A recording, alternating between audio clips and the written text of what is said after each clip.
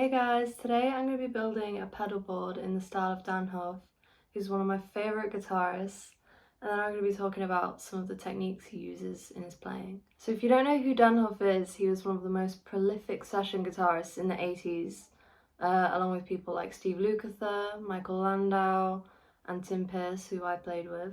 Now he's still a great guitar player, and he's also a producer and currently based in Nashville. So this is the new pedal board I have, which Dario sent me. I like it because you can expand it if you need it to be longer to fit more pedals on. So thank you Dario for sponsoring this video. So first I'm going to put on the power supply, which is this MXR DC brick. So I chose this one basically because it's the perfect size.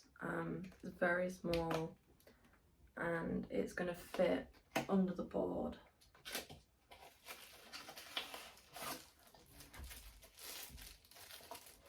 It has 10 outputs. I'm going to secure it with this Velcro.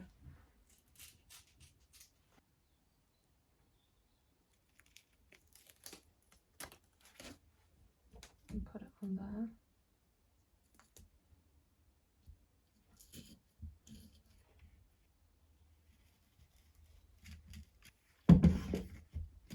Very sturdy and secure.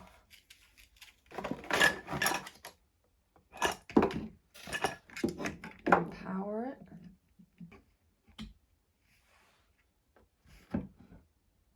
So we're going to start with a tuner pedal.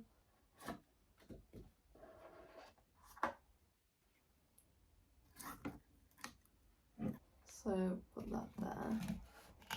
So what we're really going for here is one of Dan's main lead tones in the 80s, which was very thick and distorted, but equally it was smooth and very chorusy, which is typical of the 80s of course. And so I'm going to use a wrap pedal for the distortion. I really like this one because it really drives whatever amp you have. I've used it with all of my amps and it just pushes it, you know, so I like it. And it's very thick sounding. Obviously wraps can be used for a lot of things, but it's just a very versatile pedal and I really like it for this. So this pedal board is also going to be able to do Dan's clean tone because I'm going to add a Noble's ODR1, which means that when I turn off the wrap distortion, I might put this one on just to give the clean tone kind of a little bit of dirt so that it comes through. I don't think it's 100% necessary. A lot of clean tones aren't fully clean because otherwise they can sound quite weak. So now, because there's still a couple more pedals I want to add, we're going to extend the board.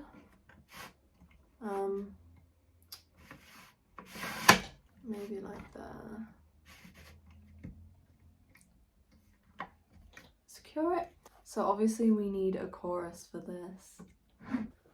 I have two at the moment, these two. I really like them, but for this I'm going to use this one because it has the tri-chorus setting, and obviously Dan in the 80s was using rack effects and a tri-chorus thing, and so this is probably the closest with the pedals that I have.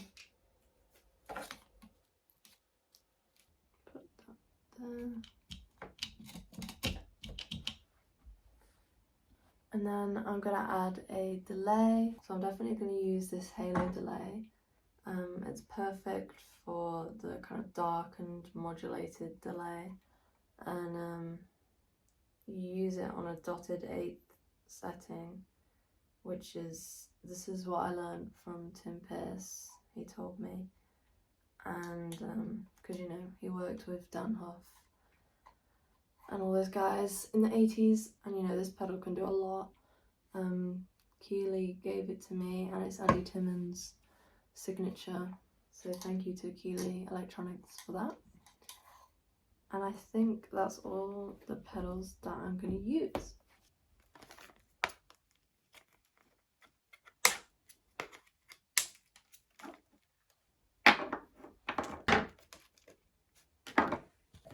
So I just remembered we actually need a compressor on here as well. So what I'm going to do is extend it a little more, like that.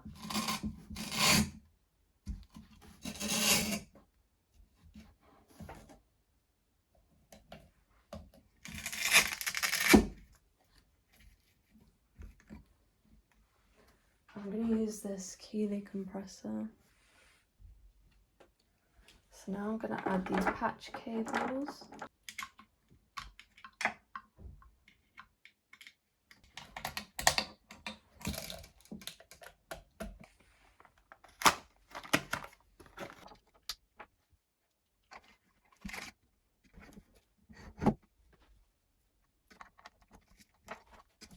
So I'm going to use my Bad Cat Cub amp for this because it's my favourite amp, but from what I've heard, Dann Huff liked to use a PV Classic 50 in the studio and Mesa Boogies, I think. Probably quite a range of amps, so you don't have to have, obviously, exactly his gear, just kind of getting tones you like out of what you've got and the tones that you're searching for. It's more like how can you take inspiration from your favourite guitar players with your gear and your style and stuff. So I'm going to mic the amp using my Sennheiser E609. So I'm just dialing in the pedals now. As you can hear, there's quite a lot of modulation on that.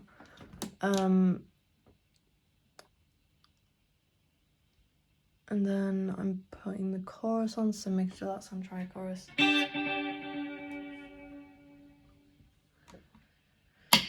That.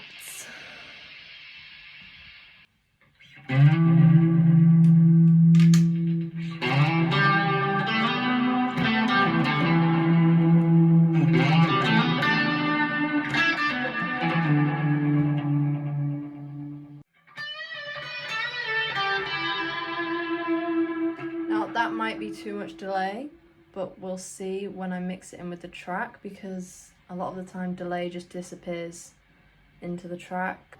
I'm using my PRS Studio, which Dan used Strats with a HSS pickup configuration, so this is pretty much the closest I have to what Dan uses, and he uses the bridge pickup on this.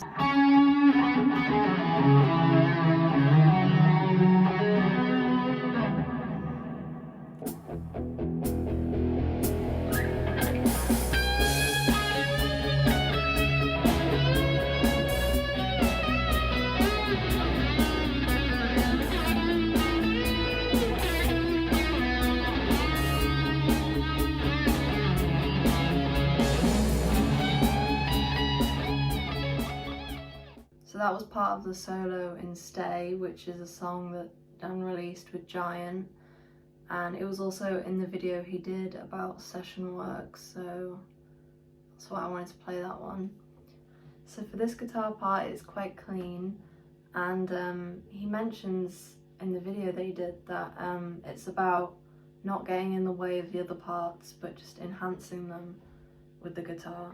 So I feel like this is kind of a masterclass in phrasing, because his note choices are quite simple. There's nothing really too complex here, but he makes it sound so, I don't know, creative and amazing just by the phrasing and the feel of it. And what I notice is that he'll repeat phrases, but then he'll put a variation on the end of it, so it's kind of the same and you remember it, but the ending is always a little bit different.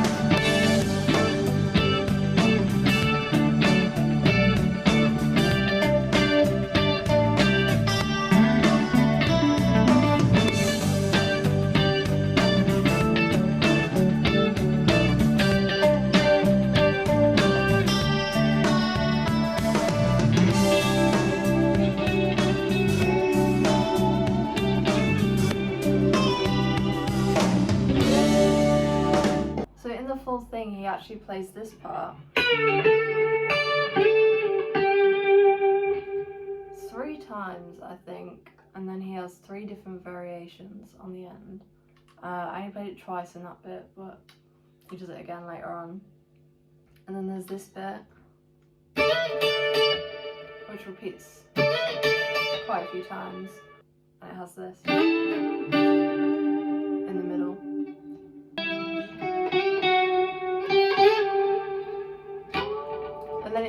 And then he ends it with this thing at the end. Well, this is what I think he's doing, you know, I don't know.